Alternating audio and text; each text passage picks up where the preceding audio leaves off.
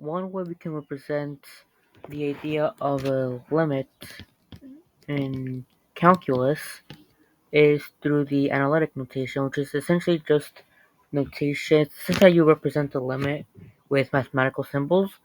And the way you represent that is you write lim for, of course, limit, and then below the lim, you would say as x, and we're assuming we're talking about a function f, or f as a function of x.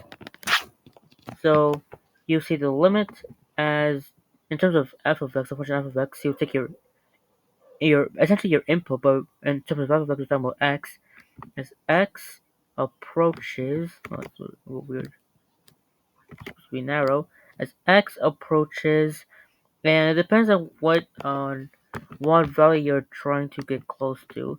So when we're talking about limits, we might be talking about trying to get some value. I'm just gonna use c, some value c, some x value c. We're trying to get as close as possible, as arbitrarily close as possible to c, but not actually equal to c. And this ties back to the whole getting infinitesimally close to a specific interval, but not being at that interval. So if you wanted to find the rate of change at the interval 5, 5, for example, which is essentially the instantaneous rate of change at x is equal to 5, what we wanted to do in the last video was we wanted to try points that were getting closer and closer to the point or the interval 5 of 5, but we can't actually get to 5 because then that's going to result in a division by 0 if you were to try to plug it into the rate of change formula. So we're trying to get infinitesimally close to some specific point. So that's what this is telling us. The limit as x approaches, and what you see here, so I'll just say c, of whatever function taking the limit of f of x. And if we are able to find the actual limit value, the value the function is approaching, and it's a real number, then you would say that this is equal to that real number r.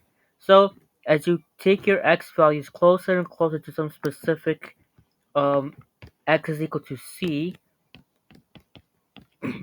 then so for example, if you want to take the limit of f of x as if you want to take the limit so that you were getting arbitrarily close to x is equal to 5 but not getting at x is equal to 5, then you would say the limit as x approaches 5, so you keep getting closer and closer to the value x is equal to 5, but you're not at x is equal to 5 of f of x.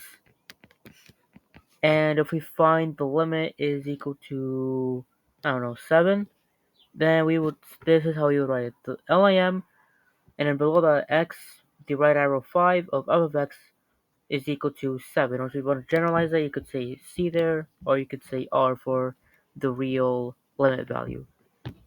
And in a little bit, we're going to actually learn how to be able to evaluate these limits